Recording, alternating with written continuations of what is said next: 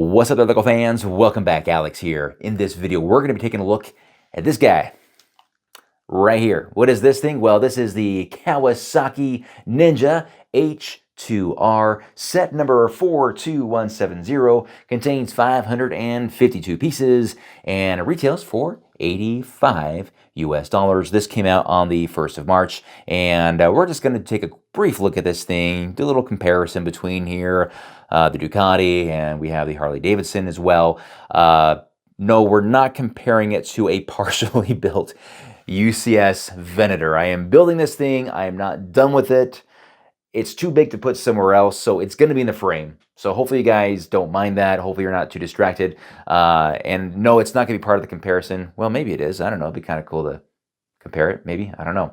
But let's talk motorcycles. Let's start with the instructions here. Now, when I opened up the instruction book, I thought I was going to see some information about the Kawasaki Ninja.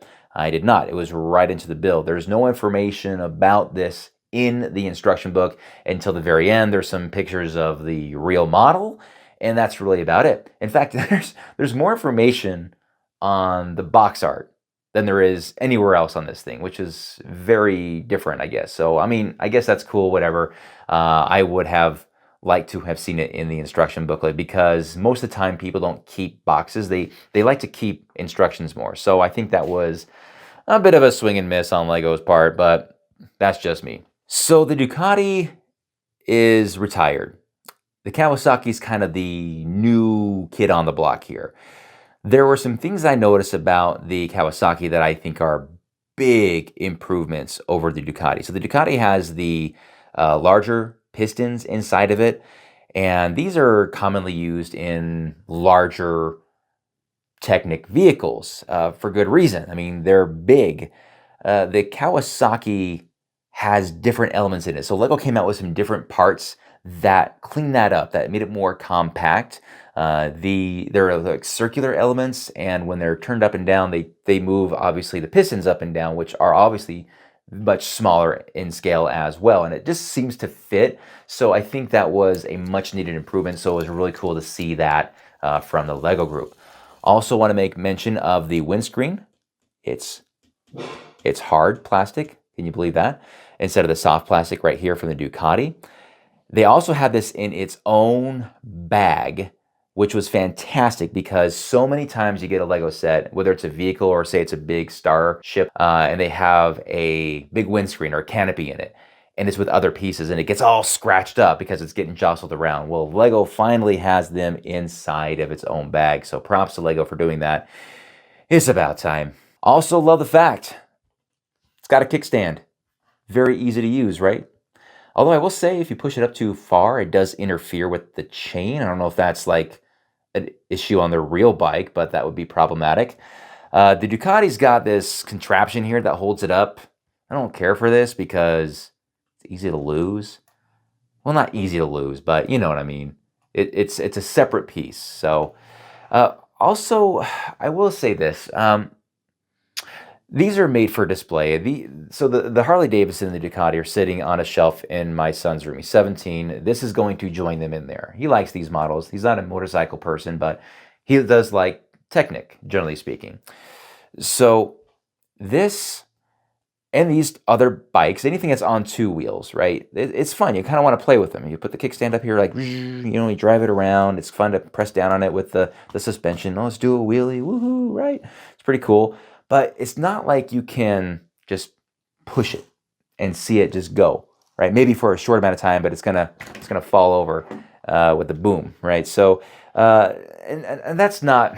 I'm not saying they should fix that and make it balanced. I'm not saying that at all. It's just one thing that's kind of a drawback between having a four-wheeled Technic vehicle and a two-wheeled Technic vehicle like these. That's all. There are a lot of similarities between the two, so they both have 2 speeds. I think there's a neutral, a reverse, and a forward on each of them. But when it comes to aesthetics, I will say that I think the Ducati looks better. And I think it has to do with the fact that it has this paneling on the side of it. It just looks more enclosed and clean, whereas the Kawasaki, rather, looks busy, right? I mean, it does have the green going through the frame right there.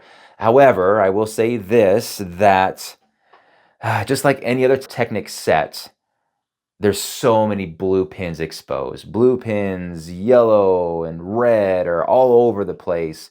And for a bike that's supposed to be green and black, well, they really show up. So that's kind of obnoxious. And I really wish LEGO would do something about that, because all Technic models, you can always see pins sticking out that are just a completely different color than the model itself, especially those massive supercars that have those blue pins all over. Drives me nuts. I wish they would just make them the same color as the model. As far as the price goes, it's $85. I think the Ducati was $80 when it was available. I think that's a fair price for what you get. The build experience is fine. It wasn't like, oh man, this is just amazing. I mean, it's Technic. It's designed to be more difficult. It's supposed to be technical, hence the name, right? But I mean, it was okay. I wasn't going through the build going, oh man, this is so awesome. I think a lot of you guys remember I got that big box of Technic sets from LEGO, and this was in it. I think there were 8 sets in that, and this is the last set that I built and reviewed. So that should tell you something where this fell in line with those other Technic sets. Now, as far as the collection goes with this scale, I think it's a great entry. It looks like it fits very well between the Ducati and the Harley Davidson. I think there's another motorbike. I think it's the Bat Cycle. Is that what it's called? Bat Cycle? Anyway, I think it's like 50 bucks. So if you got that, I think in this scale, that would be the range. I think there's a couple of bikes that are huge, like easily twice the size, if not larger than these. I think there's like a BMW, and I think it's a Yamaha, that are like almost 250 bucks a pop. Those are on a whole different level of complexity. I think for $85, these are a good value. So if you're a motorcycle fan, or you know a motorcycle fan, especially a Kawasaki Ninja fan, then I think this is going to be a good purchase. Other than that, I don't think so. It's like a niche market for it, right? There's going to be very specific people that are going to be interested in this. Regardless, it's going to be a great looking set on a shelf.